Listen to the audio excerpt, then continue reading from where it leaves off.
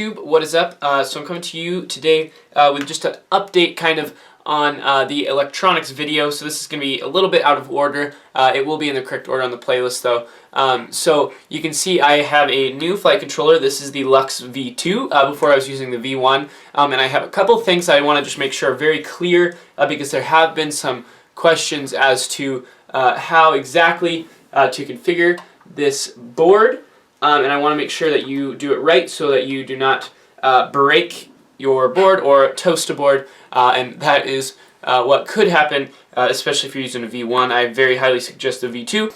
I have everything configured like in the last video, but you'll see instead of the battery wires going to the Lux, I have it going straight to the ESC board, so it will come pre-soldered on there. I personally would just leave it, and then you can see I also soldered on a XT90 connector, which they're such a pain to solder, and I'm hoping there's enough room here, or not too much room. I think I'll be able to just lay it down right there. If not, I can always just strap these in with the battery.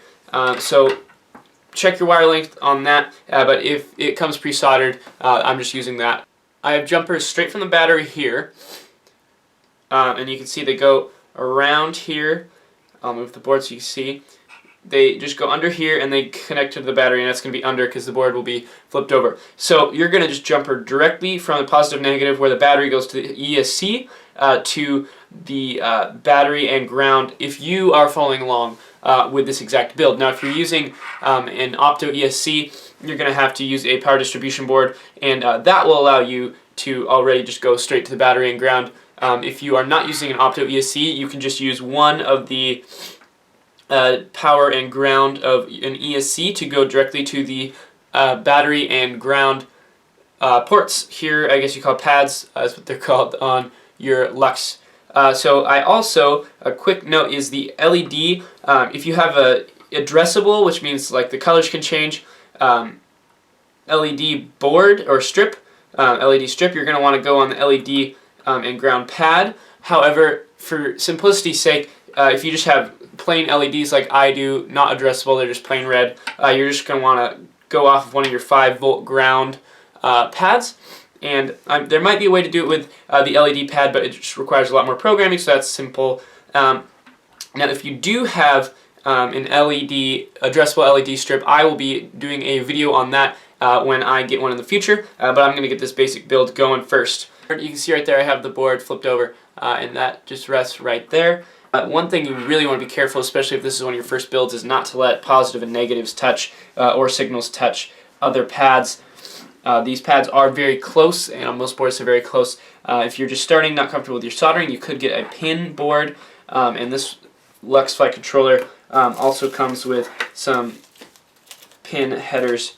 Some straight pin headers there if you wanted to solder those straight on, and make sure nothing's touching. Again though, if you have to solder them yourself, they could be touching, so they do make some boards with pre-soldered pins that you could use, such as the Afro NAZE 32 or a CC3D is what I would recommend if you don't want to go for one of these more low-key boards, but that's what this build is about.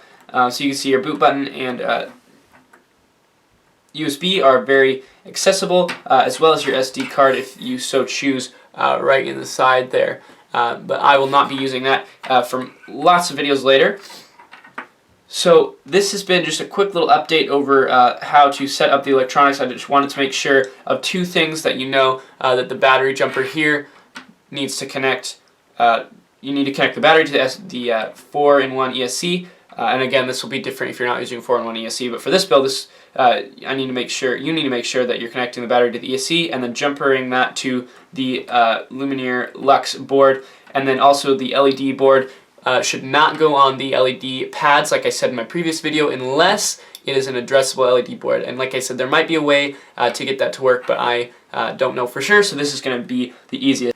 Jumper wires there, LED on a 5-volt pad and not the LED pad, and you are golden. If you have any further questions, please leave them in the comments below. Looking forward to seeing you guys next week in the next video. Thanks for watching, and I'll see you again in another video.